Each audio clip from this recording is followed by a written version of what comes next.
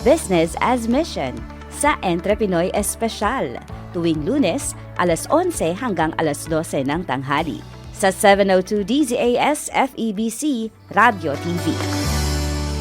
At ikaw pa rin ay nakikinig at nanonood sa Entrepinoy Espesyal. Muli, ako po si Arwel Mendoza at dito po sa Patok na Negosyo Segments ay muli po tayong magkikwentuhan at makaririnig po tayo ng ilang mga istorya sa pagnenegosyo mula po sa ating mga Entrepinoy at Entrepinay at ang palatuntunang ito ay napapakinggan din sa iba't ibang himpilan ng FEBC Philippines. Muli ako po si Arwel Mendoza at tuwing Lunes ay ating kasama ang ating mga kaibigan mula po sa Business as Mission Philippines at patuloy po nating pinag-uusapan ang ilan sa mga kinakaharap na challenges ng mga negosyante, yung iba't ibang mga obstacles na sumusubok sa faith ng ating business owners. And this morning ay mayroon po tayong makakapanayam na mag-asawa at sila po ay matagal na rin sa larangan ng pagbe-business at kanila pong ibabahagi sa atin ang kanilang mga karanasan, experiences sa larangan ng pagbe-business. At welcome na po natin ang mag-asawang Sir Ian and Miss Nari May Kabalatungan. Ma'am Ian and Ma'am Nari May, good morning po. Good morning po. Good morning. Ayan, bati po tayo sa ating mga taga-subaybay at taga-pakinig. Good morning po sa lahat ng mga entrepreneur at sa lahat na nanonood at listening sa ating programa ngayon. So, good morning. Salamat po sa inyong oras at sa pagpapaunlak sa aming imbitasyon na kayo po ay aming makakwentuhan dito sa programa. At tuwing Lunes nga po dito sa Patok na Negosyo Segments, kasama ang Business as Mission Philippines, ating pong tinatalakay yung ilan sa mga case studies ayon dito sa ating BAM workbook. And ngayong araw, atin pong bibigyang diin at pansin itong tinatawag natin na legitimate business o pagkakaroon ng lehitimong negosyo. Pero bago yan, can you give us an idea? Ano po ba yung business na inyo pong minamanage? So, our business is called Naris and it's under Seek First Incorporated. Naris is a personalized gifting business. So, we specialize in retail giftings, florals, and at the same time, weddings, celebrations, gifting. So, yun po. Gano'n na po katagal itong negosyo, Ma'am Nari May? Before pandemic, we opened Naris in 2016. So, mga 4 years before we closed it sa pandemic. Okay. So, upon closing, we asked the Lord if we are to close kasi ang hirap transfer ng border. We're from Cebu and then nasa Mandaue yung business. So, with the Lord's guidance, nag-close kami and then we reopened it again last year. At curious din po ako, Sir Ian and Ma'am Nari May, bakit nga ba Naris yung name ng business? My name is Nari May and I'm named after my lola. Oh. Sa Ormoc, we had a business yung lola ko na named Nari Supermart. So, she was very hardworking and parang when we named that, it's like honoring her legacy as well.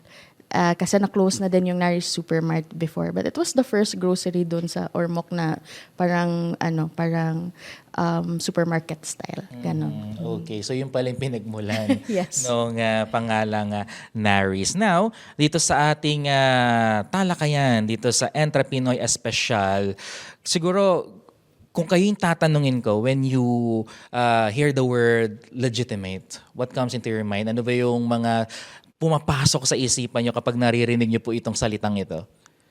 So, for me, when you say legitimate, it should be in accordance with the law. So, dapat meron kayong, dapat in accordance talaga yung business nyo sa law. So, meron kayong papers, kompleto yung papers nyo. At the same time, meron kayong mga established na mga principles or standards na sinusunod. So I think if you look at it in a world's point of view, that's a legitimate business. But sometimes, as Christians, we are called to do more. Mhm. So we are not just called to have a legitimate business, but we are called to have a business that has a meaning, Yeah. where we could provide and meet the needs and of the customers, and a business that is beneficial and useful in our community. So hindi lang siya basta-basta na legitimate. Dapat meron talaga siyang meaning and purpose. Mhm. Si Ma'am Nari May naman baka may dadagdag kayo. Paano nyo i-define yung salitang legitimate? Yeah, same thing comes to mind. Like, a legitimate business have to have the right papers, mga ganon. But moreover than that, since we are the representative of Jesus Christ, and as Christians, when we think about doing business, it has to give value to the customer. So it's not just merely out there earning profit, but it's also it's with a purpose. So when we started Naris, we started it with a purpose. So we wanted to be there na we offer thoughtful giftings for those who are looking for one. So parang ganon, that's how we think that if we enter to a business, it always have to have a purpose and a value. Purpose and value. Remarkable words, ano? Pagdating dito sa ating usapin. Now, can you share sa ating mga taga-subaybay ngayon as you start your business, way back 2016, how did you, or paano nyo na-ensure na ito, dapat legitimate ito, dapat talagang kompleto, recados, kompleto ang mga documents? How did you did that po? So, when we started Naris 2016, both of us don't really have a business background. So we have a lot of, we don't know most of the things that we need to do. So parang, yun nga, we are really ignorant on what we're entering into. So even though we have all of this conviction, diba, darling, even though na we told our bookkeeper that we are going to pay the right taxes,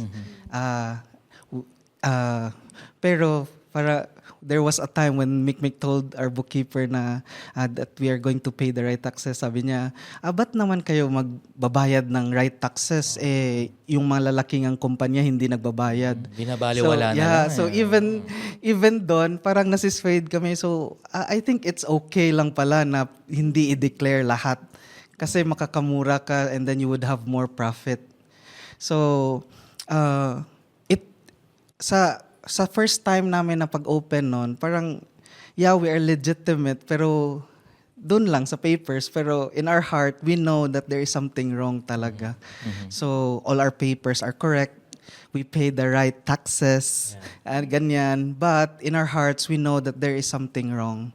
And I think that's one thing na, I think that's also one of the reason why we have to close that business at that time of the pandemic. And also, that was also the driving force sa amin ni Mikmik nga when we restarted Naris and rebranded it. We had this conviction talagang we have to really start it right.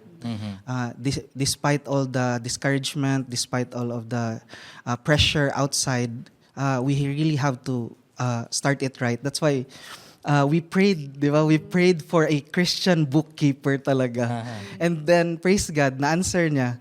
So, our bookkeeper now is not only our bookkeeper, but both of them, the husband and wife, they are actually the one mentoring us on how to do our bookings, how to understand mga terminologies, ganyan. So, they become our teacher then.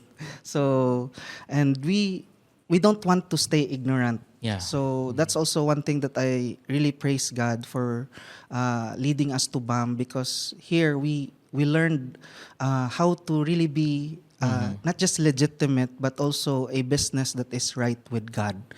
So yun, at first legitimate outside, pero inside, if God looks at our business, marami talaga kaming hindi ginawang tama. So this time, as we restart Naris, we really want it to be legitimate inside out. Ma'am Nari, baka may dadagdag po Yeah. kayo. To add to that, one of our prayers was also to be part of the community who have the same vision as us. Kasi yung naging challenge namin is we got easily swayed by the opinion. Like, if we pay the right taxes, parang mababankrupt ka daw. Mga ganun. Especially for startup. So that fear would be instilled in your mind and you would think that, so that doesn't work pala. So when you have people who have experiences in those things, which BAM really is really there to like guide you to those conference really empowers you kasi may mga tao talaga who really did it and who really obeyed in the Lord in so many things such as paying the right taxes kahit ilang millions pa yan, they were obedient to that and that empowers us to do the same thing na it can be done. Tempting siya, no? To True. to compromise, lalo na if we are Christian business owners. At kung babalikan nga natin itong ating workbook, meron dito nga ibinigay na isang halimbawa, no? Na talaga namang sabihin na nating legitimate, maaari, pero ang totoo pala, illegitimate. Ano? Just to summarize na lang, no? Merong isang negosyante na nagtayo ng crypto business. At dahil nga hindi ito legitimate, they found out na ito pala maraming mga violations, ano? At isa nga dito itong anti-fraud, ano, na violation. At dahil nga itong mga nagmamanage itong mga negosyong ito ay wala talagang idea. And then ang nangyari is sabi dito despite that report nagpatuloy pa allegedly, ano, continued to promote that business as a low risk, high profit investment. So, dito sa ating dito sa case study na ito, kayo, what's your thoughts about it? Ano yung naisip nyo or ano yung naging talagang problema nito? I think the first thing that comes into mind when I read this case study is that sa simula pa lang, there is something wrong na with this kind of business. So, you promise a low risk, high return, which is really impossible when you're doing business. And then you promise that, you promise that kahit anong sinabi pa niya dito na expect pa. Parang in-encourage pa niya yung mga investor niya nga to expect a miracle. Di ba parang niloloko pa niya na despite all of these problems that is happening in his business, parang pinapalabas pa niya na okay pa ang business. Tuloy lang ang laban kasi there is a bigger return at the end. So I think maraming ganyan dito sa Pilipinas, no? Like we hear stories about investing in chickens and then pigs like that, and then they would tell you that your money would grow exponentially in just few months, which is actually not true. Because if you really for us as businessman, it's really hard. Unless the Lord works, siguro, no? It's really hard to multiply your money in just a few months. So it's really hard. So it takes sweat, tears, sleep, and everything just to make your money grow. So maraming what do you call that? Maraming sacrifices ang ginawa ng isang business owner para lang mapalago yung kanyang business. So, I think from the start, this kind of business is already not a legitimate business. He's promising something that is not hindi ma-achieve siguro. Ganyan. Kung pwede lang sanang ganun lang kadali, ano? But that's not how it works Talagang it really takes time, courage, and faith bago natin ma-achieve ano man yung success sa negosyo. Kayo po, Ma'am Nari May, what's your thoughts po about that? Yeah. When we read this, parang it's something na when you start a business and then initially you have like the intention of like offering these good things, and then at the end pala of the road you're intention goes south, like because probably you forgot that it's really the Lord who is your provider. You forgot that it is the Lord who owns the business that you're trying to give to others. So yun yung na when Ayan and I talked about this, it was something na ano sa amin, if there's a red flag like with this kind of business, oo, automatic na you should not like get involved kasi yung sa side sa pastor sa side sa pastor when he started it, most likely yung yung intention niya was for the good. But then it turned out na hindi ganon yung nangyari. So we should be careful with that. Maging maingat at tayo as a business owners, hindi dapat natin ginagawa yung mga ganitong mga bagay dahil una sa lahat, hindi lang tayo yung maapektuhan lalong-lalo na itong mga sabihin nating mga investors na walang kamuang-muang, walang kaalam-alam at lahat ng mga ginagawa natin, that's for sure nakikita yan ng Panginoon at ito nga malakihan ito at siguro bilang mga negosyante, para po sa inyo, paano nga ba natin ma-uphold and ma-maintain yung tinatawag nating integrity pagdating sa pagnenegosyo? Ma'am Nari May. For integrity, one of the things that grounds us is that when you know that God owns the business. So, may time nga na nagsusulat yung husband ko ng resibo. And he told me that possible talaga that you can like be dishonest once you write those kasi no one knows really. But then when you know that God is the owner of the business, that gives a shift that integrity is something that you should uphold. I think that's one thing that integrity is maintained when you have the fear of the Lord, because that's when your wisdom would come, His wisdom would come, and His guidance. So for integrity, talagang siya si Lord talaga yung nagbibigay sa'yo ng conviction to do it right. Sir Ian. This is what Bam always, Brother Richard and everybody would always say. First, we are Christians. So integrity is really vital, Jude. Vital talaga sa ating life. And at the same time, sabi dito sa Proverbs 10:9, whoever walks in integrity walks securely, but he who makes his way crooked will be found out. So, para sa akin, as business owner, as Christian first, and then as a business owner, integrity is our primary, talaga kanang goal or primary, anong tawag doon, parang goal natin sa life, that we would uphold integrity sa lahat na ginagawa natin, even sa mga items na produce namin.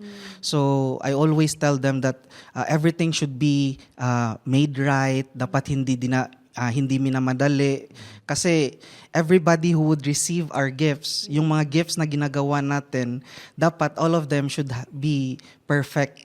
So kasi ito ay parang parang this gift will be received by someone that is expecting na maganda yung gift na nare-receive nila. So, kahit sa ganong mga maliit na bagay, dapat we should uphold talaga integrity. Kasi if we are faithful with little, even the smallest thing na yung mukha ng flowers, ganon, if we are faithful with those little things, I believe we would also be faithful with bigger things that God would entrust us in the future. So, I think integrity is really vital talaga. Yes. So in our walk as a businessman. And having said that, Sir Ian and Ma'am Nari May, paano niyo naman po na-apply ito sa mismong negosyo po ninyo? So first, ayun na po, we really prayed talaga to have a Christian bookkeeper. So that we would be accountable and at the same time be educated. Kasi sila yung nagtuturo sa amin ngayon. So be educated on how to handle our finances right. Second, we are learning a lot of things. So I think hindi kami wala talagang shortcut. So, hindi pwede sa Success. amin yung shortcut. Yeah. Uh-huh. So, third, it's how we handle our employees as well. Dapat makita nila yung kung ano yung sinasabi namin. So if we say Walk that the talk. walk the talk. Kasi sila yung first hand makikita talaga nila if si Sir Ayan ba is walking in integrity or hindi. So or si Miss Ma'am Mikmik ba is walking in integrity or hindi. Sila nakakikita eh. So we want to be transparent with our walk. So, yun, I think yun yung ginagawa namin, bawal yung shortcut. So, if we don't know, we learn. If meron kaming if there are hard things na di namin magawa, we ask other people's help. So, yun po. Yeah, crucial talaga yung modeling sa ating mga empleyado dahil ito hindi lang naman tayo basta mga boss nila kundi talagang leader nila tayo na kung ano man yung mga ipakita natin o gawin natin o yung prinsipyo natin sa pagnenegosyo magre-reflect din yan at makikita nila yan. At kayo naman Miss Nari, anything to add po sa mga sinabi din ni Sir Ian? I think my husband mentioned those things kasi kaka-restart lang namin. So we still have many room to grow in that area. So I'm sure na we will be challenged with our integrity in other things pa. But one of the things that we are teaching our employees is that integrity starts in small things. So like for example, kami mismo yung nagkamali. We tell our employees that. And then they in return as well, once sila yung nagkamali, we educate them that in small things, if nagkamali ka, tell us. Because that's the way we want to build a company. Na in small things, there's integrity. Para we would be prepared for the bigger things ahead when our integrity would be challenged. Talagang challenging ang pagnenegosyo kasi magsisimula ka ng negosyo, doon pa lang sa proseso ng pag-iisip, ano ba yung produkto mo, ano ba yung magiging serbisyo mo, challenging na. How much more kapag ikaw na mismo yung nagmamanage ng mismong negosyo, talagang masasabi natin na ang pagbe-business talagang binababad yan sa pananalangin. Inahayaan nating si Lord ang masunod over our own will. At kung merong mga compromises, merong mga challenges, alam natin na kasama natin ng Diyos sa mga bagay na ito. At you're part of Business as a Mission Philippines. At yung mga binabahagi po nila sa atin, talagang andun yung kanilang passion, andun yung talagang yung sabihin na natin nakaka-bless talaga yung sinishare po ninyo. At ito, bilang mga negosyante, ano po ba yung naging impact ng pag-join nyo sa BAM bilang mga negosyante? Wow. So, for us, BAM was an answered prayer. Yeah, because when we restarted Naris, we really prayed for a community who could help us. Because we understand talaga na we could not do it on our own. So we wanted to have people who we could follow, and at the same time, we wanted to have people who we could walk with, especially in doing business. And if I could summarize siguro sa three things yung BAM, yung na bigay ng BAM sa amin. I could yung acronym siguro na BAM. Gawin natin yung acronym na BAM. All right. So, ang B probably belonging, belongingness. Yeah. Okay. When we joined BAM last year, we felt that it was really a community fitted for us. Yeah, and then as we go along with other members, especially the core group, we found a family with them. And letter A, accountability. Accountability. Yeah. So important. So we became accountable. Hearing all the testimonies, it really made us accountable na, this can be done. Paying the right taxes it can be done. So doing the right thing can be done. So we became accountable and even being challenged to be more excellent in what we do. And lastly, M, meaning. Okay. So now, business has more meaning for me and for us Mikmek. Business became our mission.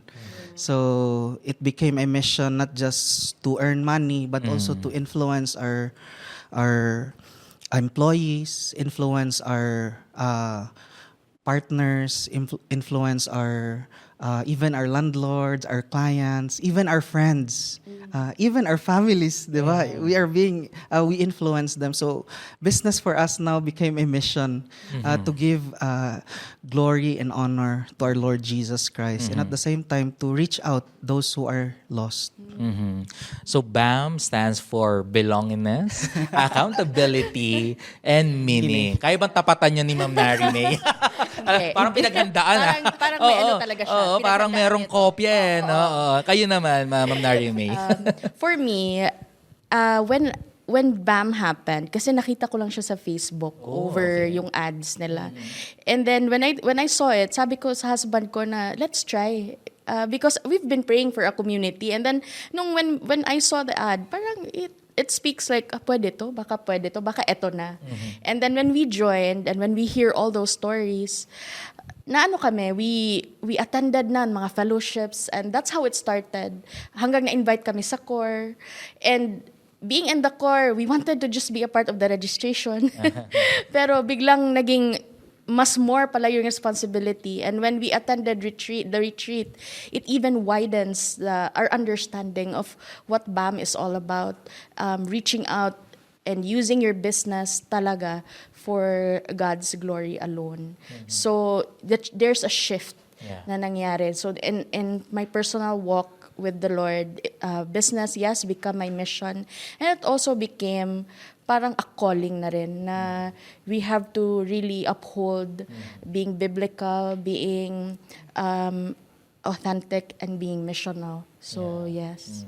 180-degree turn na, Yes, sobra. sa perspective ng pagninegosyo and how can we do it in God's way. At siguro, panghuling katanungan ko na lang po sa inyo, Sir Ian and Ma'am Nary May. Halimbawa, may mga negosyante tayo ngayon na nakasubaybay sa atin and they may be struggling also. No? Yung temptation na, hindi, huwag mo nang gawing legitimate yung negosyo mo. Okay na yan, huwag na tayong mag-comply sa hinihinging requirements ng ating authority. Ano yung mensahe nyo para sa kanila and also words of encouragement for them? For us, we want to encourage them that don't be afraid to start right. Kasi even if you are a new entrepreneur, and even if you are like an old entrepreneur na maraming things that you still have to correct, don't be afraid to start right with the Lord. Because the Lord is gracious. He's going to guide you. Whatever stage you are in the business, whether you're new, whether you're old, He will empower you. Na He will give you the wisdom on how to go around with the things that you have not done for Him before and now you wanted to change. So let's not be afraid of that. So that's one of the challenge that we would like to give to our viewers. If you are new or if you're old, in your business, it is really a must for us as Christian business owner to please God first. So by doing that and by seeking God first in your business as well, and everything will fall into place. So let's not be afraid of that. And then second would be, if you follow the Lord sa business niyo, there would be peace. And there's no yung parang hindi ka nagtatago ng anything if like legitimate yung business mo, if you're really following the Lord, kasi that would free you from the fear of like, what if makita ng BIR? What if those things, those fears that would come into your head? So that frees you from that. So that's also the benefit if you follow the Lord and if you pursue being a legitimate business. Do not be afraid to start your business right. At align, alinsunod sa kung ano nga ba yung nais ng Lord sa pagninegosyo. Si Sir Ian naman. So wow, paano ko matatapatan yun? Hindi naman kailangan tapatan. So I think I would encourage more, especially those who are Christians, business owner. I think one encouragement that I could leave you is to really know your identity. Your identity in Christ, that you are loved and you have a purpose. So I think that's where everything starts. When you know who you are, then how you act and how you decide and how you do things will be different. So, yun po. I think as Christian business owners, as we do our business, I think we should grow deeper with our relationship with God. Know who we are, and from there, what God wants us to do would just overflow. At sa panahon natin ngayon, mga taga-subaybay natin, yung mga kaagapay natin, marami mang ihain sa atin ng mundong ito. May mga norms man na nagsasabi na it's okay to make your business illegitimate. Wag po nating i-entertain at yayakapin yan dahil the more na nagtitiwala tayo sa Panginoon, the more na kontento tayo sa Panginoon, and the more na sinusunod natin ang kalooban ng Diyos, there's always a blessing. At ang pagpapala ng Panginoon, that's limitless. At nag-uumapaw yan, yung pagpapalang yan sa mga negosyante. It's either monetary or maraming clients, marami. Dahil ang blessing naman ng Lord ay hindi naman nalilimitahan lamang sa isang bagay. Malawak ang pagpapala ng Panginoon. So, Sir Ian and Ma'am Nari May, thank you po sa you po. inyong oras at sa pagbabahagi ng inyong insights at ng inyong powerful testimony. Mag-iingat po kayo and God bless you. Mga kaagapay, atin pong nakapanayam sina Mr. Ian and Ma'am Nari May Kabalatungan.